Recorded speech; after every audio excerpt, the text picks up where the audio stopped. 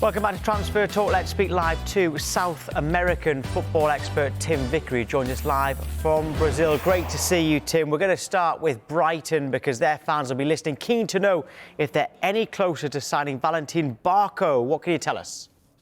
Well, the press in Argentina are saying that this is a done deal.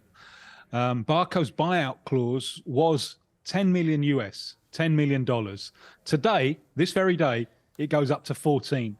And Barco's wanted out, and to make himself more attractive, he was desperate to get this deal through while that buyout clause was still $10 million.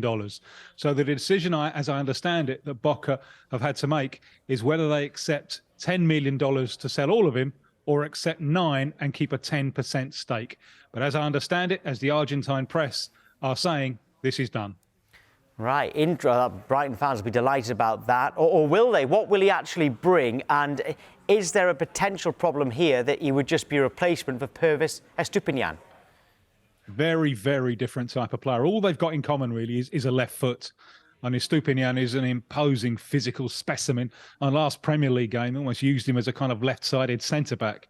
That's not going to happen with Barco. He's a tiny little figure. He's a little kind of red-headed flea, elusive runner, surprise strength in that left foot. That left foot can be useful for set pieces.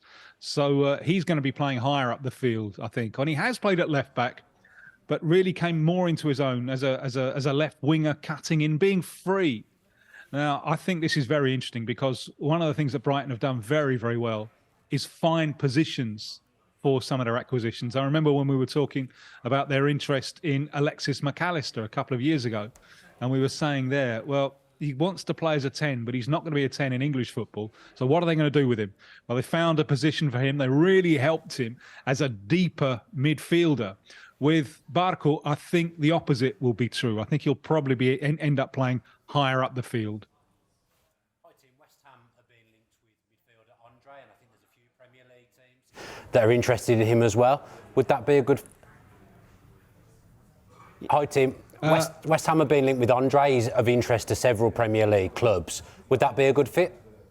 Well, it's amazing to me that this player is still in Brazil, 22 years old. And you think of the central midfielders, Brazilian central midfielders doing well in the Premier League, on Douglas Luiz at Villa, João Gomes at Wolves, Danilo maybe at Forest, Bruno Guimarães at Newcastle. Well, Andre might just be the best of the bunch, you know. Reminds me a little bit of a young Javier Mascherano, who was so good for Argentina, for Liverpool, and for Barcelona.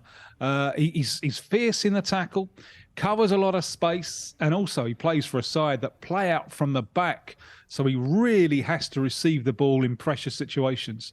So it's a real surprise to me that he's still in Brazil and that he's not attracting interest, it seems, from the very biggest clubs. And we thought Fulham, it seemed, were very interested, but they've got a financial fair play issue while they can't shift Paulinho.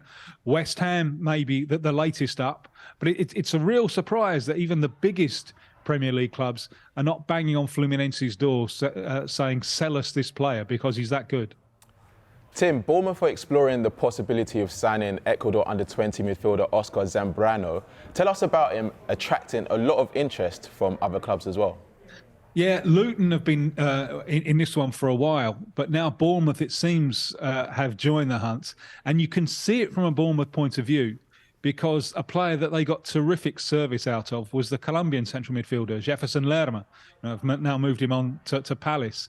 And you can see in Oscar Zambrano a young version, perhaps, of Jefferson Lerma. Very raw, but you can understand the interest from a club like Bournemouth. Do you think he's ready for the Premier League yet, or will it be too soon? I don't think he's ready, no. In fact, and he was part of a good Ecuador under-20 side last year, but he couldn't get much of a game at first-team level. His side there, Liga of Quito, LDU, they were a good side last year. They won the Ecuadorian Championship. They won the equivalents of the Europa League, and he wasn't getting a regular game.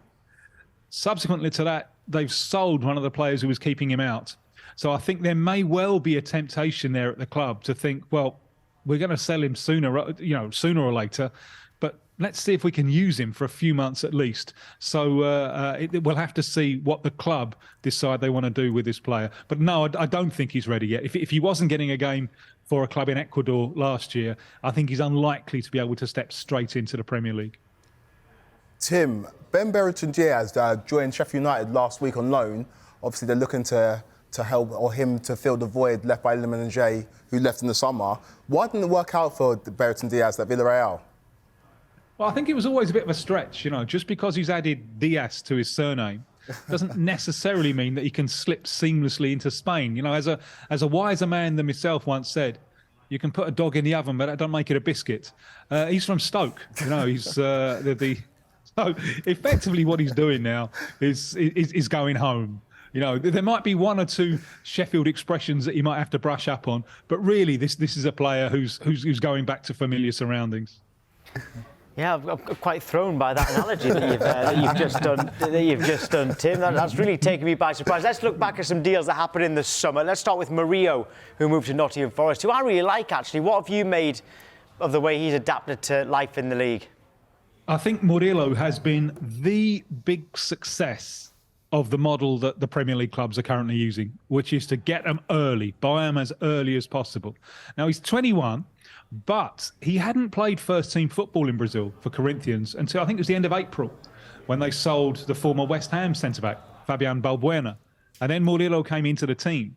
And it was only something like 25 games before he was sold to Forest. When we were talking about him in the last window, I said, look, I really like this player. The one doubt is Corinthians defend very, very deep, close to their own goal. If they defended any deeper, they'd be behind the goal. How can he adapt to going higher up the field? That can be disorientating for young defenders. And he's passed every test with flying colours. So this, from a player who was coming in so raw, I think this has been an amazing success story. Well, what about Matias Fernandez? Because he had to wait patiently to feature for Crystal Palace. Does he deserve more minutes? Well, I think he's getting there. I think maybe Crystal Palace fans didn't really understand what they were getting when they bought Matias Fernandez, because this was a player, he came from Flamengo, the South American giants, and he wasn't really a first-team player. The games that he was playing was when they were putting out a reserve side. Very big squad, very strong squad. So he wasn't playing very much when they were at full strength. So to ask him to go straight into the Premier League was always a big stretch. And I think he's had to bed in. It seems that little by little, he's winning the trust of the coaching staff at Palace. He's clearly worked hard at the language, but this was always going to be one for the long term. And now he's starting to get a few more opportunities. I think you'll start to see the better of him. But the idea that he was going to be this kind of wonder kid who was going to come in August and straight away light up the Premier League, I don't think that was ever going to happen. Tim, always great to hear from you. I don't think I'll be eating any biscuits anytime soon, but thank you.